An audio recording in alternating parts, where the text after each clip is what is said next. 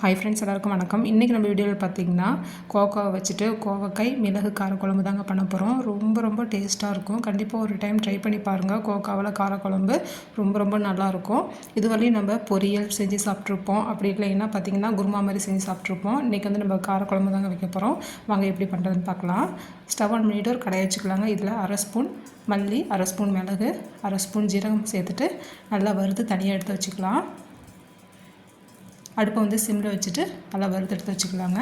அதே கடாயில் ஒரு ஸ்பூன் கடலைப்பருப்பு, ஒரு ஸ்பூன் உளுத்தம்பருப்பு சேர்த்துட்டு இதையும் நல்லா வறுத்துக்கலாம். எண்ணெய் விடாமல் அப்படியே ட்ரையாகவே வறுத்து எடுத்து வச்சுக்கலாம். இதையும் வந்துட்டு அதோடைய ஜீரகத்தோடையே சேர்த்துக்கலாங்க. இங்கே பாருங்கள், நல்லா ஆறட்டும், அதுக்கப்புறம் பிடிச்சிக்கலாம். இப்போ அதே கடாயில் எண்ணெய் விட்டுக்கலாம்.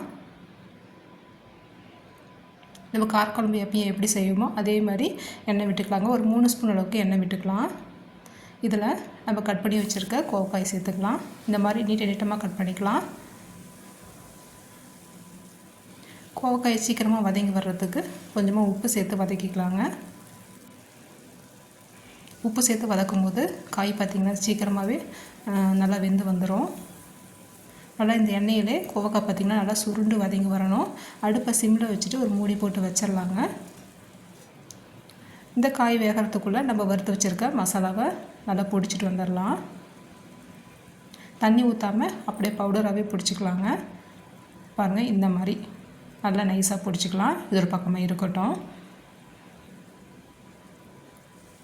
காயும் பார்த்திங்கன்னா ஓரளவுக்கு நல்லா வதங்கி வந்திருக்கு. இது மாதிரி வதக்கிட்டு நம்ம குழம்பு வைக்கும் போது குழம்பு நல்லா டேஸ்ட்டாக இருக்கும். காய் சாப்பிடும் போதும் நல்லாயிருக்கும்.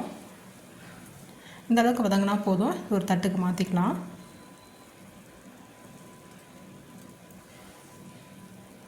ஒரு தட்டுக்கு மாற்றிட்டு அதே கடாயில் எண்ணெய் விட்டுக்கலாங்க.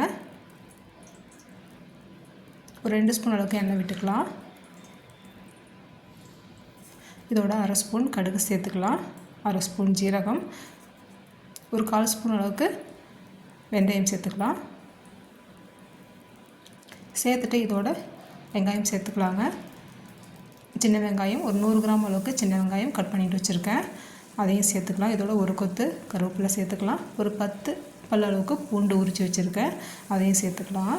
சேர்த்துட்டு நல்லா வதக்கிக்கலாம். வெங்காயம் ரொம்ப வதங்கணும்னு அவசியம் இல்லைங்க. ஒரு பாதி அளவு வதங்கி வந்தால் போதும். இந்த அளவுக்கு வெங்காயம் வதங்கினதுக்கப்புறம் 2 தக்காளி, நல்லா பழுத்த தக்காளியாக நல்லா கலராக இருக்கிற மாதிரி 2 தக்காளி எடுத்து கட் பண்ணிவிட்டு சேர்த்துக்கலாம். தக்காளி சீக்கிரமாக வதங்கி வரதுக்கு உப்பு சேர்த்து வதக்கிக்கலாங்க. நல்லா தக்காளி நல்லா மசிஞ்சு வரணும். பாருங்கள், இந்த அளவுக்கு நல்லா தக்காளி வெந்து வந்ததுக்கப்புறம் நம்ம காய் சேர்த்துக்கலாம்.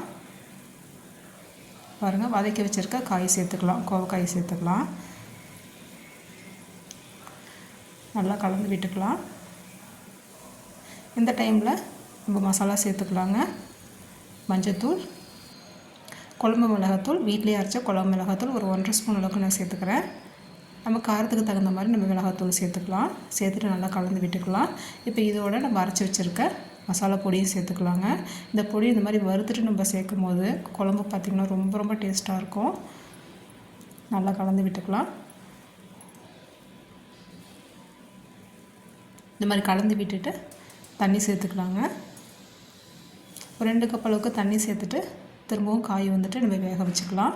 ஓரளவுக்கு காய் வந்து வெந்து வந்திருக்கு. இந்த தண்ணி சேர்த்து வேக வைக்கும் போது சீக்கிரமாக நல்லா வெந்து வந்துடும். ஒரு மூடி போட்டு வச்சிடலாம். ஒரு 5 நிமிஷம் வேகட்டும். காய் வேகிறதுக்குள்ளே தேங்காய் அரைச்சிட்டு வந்துடலாங்க. அரை மூடி தேங்காயில் பாதி தேங்காய் இந்த மாதிரி திருகிட்டு எடுத்துக்கிறேன் நான். தண்ணி விட்டு வேறு எதுவுமே சேர்க்க வேண்டாம். தேங்காய் மட்டும் போதும். தண்ணி சேர்த்து நம்ம நல்லா மையாக அரைச்சிட்டு வந்துடலாம். பாருங்கள், இந்த மாதிரி நல்லா அரைச்சி எடுத்து வச்சுக்கலாம்.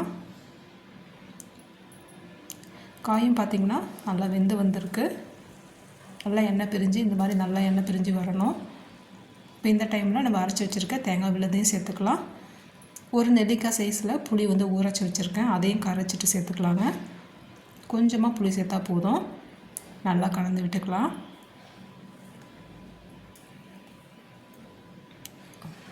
கொஞ்சமாக தண்ணி மிக்ஸி ஜார்லேயே கொஞ்சமாக தண்ணி சேர்த்து அதையும் ஊற்றிக்கிட்டேன்.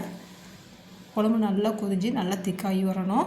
இந்த டைமில் உப்பு செக் பண்ணிக்கோங்க. காய் வதங்கும் போது உப்பு சேர்த்துருக்கோம், தக்காளி வதங்கும் போது உப்பு சேர்த்துருக்கோம். செக் பண்ணிவிட்டு உப்பு சேர்த்துட்டு ஒரு 15 நிமிஷம் சிம்லேயே வச்சு குழம்பு நல்லா கொதிஞ்சு எண்ணெய் பிரிஞ்சிருந்ததுக்கப்புறம் கொத்தமல்லி தூவிட்டு ஸ்டவ் ஆஃப் பண்ணிக்கலாங்க. ரொம்ப ரொம்ப நல்லாயிருக்கும். நல்லா சுட சுட சாதத்தோட பிசைஞ்சு சாப்பிடும்போது ரொம்ப ரொம்ப நல்லாயிருக்கும். கண்டிப்பாக ஒரு டைம் இந்த மிளகு காரக்குழம்பு, கோவக்காய் மிளகு காரக்குழம்பு ட்ரை பண்ணி பாருங்கள். ரொம்பவே வித்தியாசமாக டேஸ்ட்டாக இருக்கும் ஃப்ரெண்ட்ஸ். ஓகே ஃப்ரெண்ட்ஸ், இந்த வீடியோ பிடிச்சிருந்தால் லைக் பண்ணி ஷேர் பண்ணுங்கள். தேங்க்யூ.